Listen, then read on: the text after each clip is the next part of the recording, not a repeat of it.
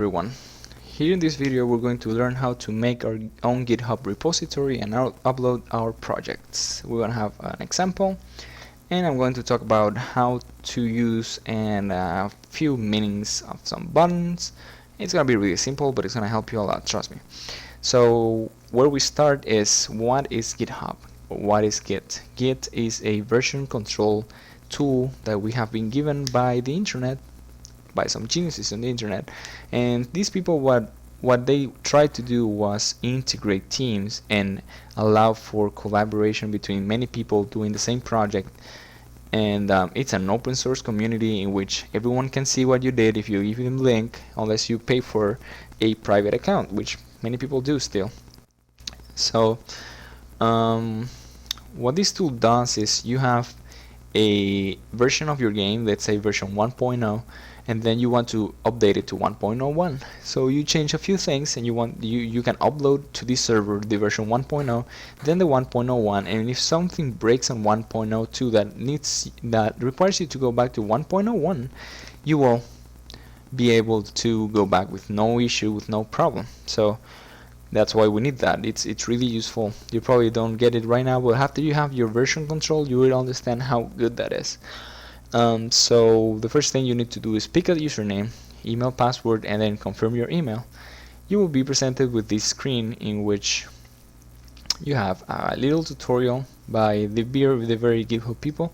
I really didn't see how this tutorial worked, so I just decided to make my own after I learned some. So then what we want to do here is create a new repository.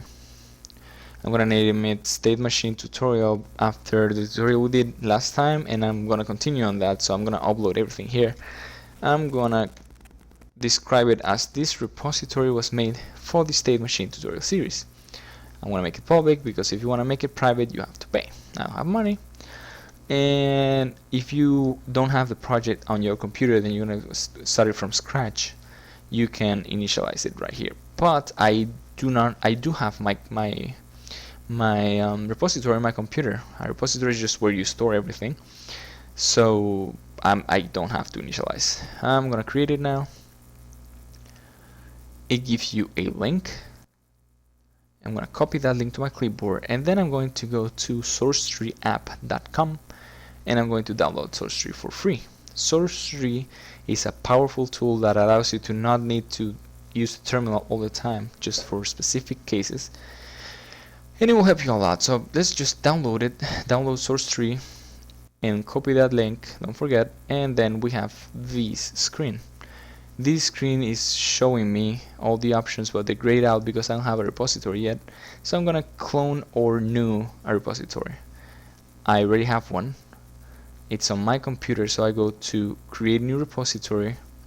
The destination path is Unity Games State Machine Tutorial. This is already done. I'm gonna change the name to State Machine to TOT. I'm gonna create it. It was created already. It shouldn't have this origin. This is not gonna appear on your computer. This is just because I have tried many times to record this and I have failed. And so you have to create a new remote. This remote is going to hit add.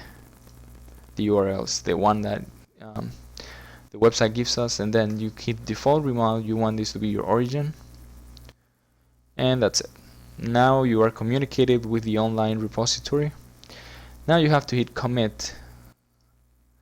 When you hit commit, what you're doing is, these on stage files are all the changes that are not online, and you can also type in a nice message here. This is the Git tutorial. Ha ha ha. If you hit checkout, you change your branch. If you hit discard, what you do is you discard all local changes, or you can just choose whatever you want, but usually you do all. Stash is to save them online, but you don't apply them to your repository. These buttons, you will use them often. Fetch is for when you first log into Source3 and you want to check if anyone else has worked on your remotes. You can just check it. No one has worked on anything. pull is for downloading changes, push is for uploading them, and that's it for now. So first we have to stage the files. This means, hey, I want these files to be sent to the server, and then we hit here push changes immediately to. It's gonna ask me, it's probably going to go to origin. It probably will ask me, we'll check in a second. So what we're doing here is commit and push at the same time. Commit, it's not asking me, just doing it, it's uploading. Just wait for a second. And there you go, that's it. Well, in our case, what's going to happen is we're going to have you can file status was that, but then you go to log history and you can see the history. There you go. These are history for our pushes. This was a previous push I had done, and this is the Git tutorial push.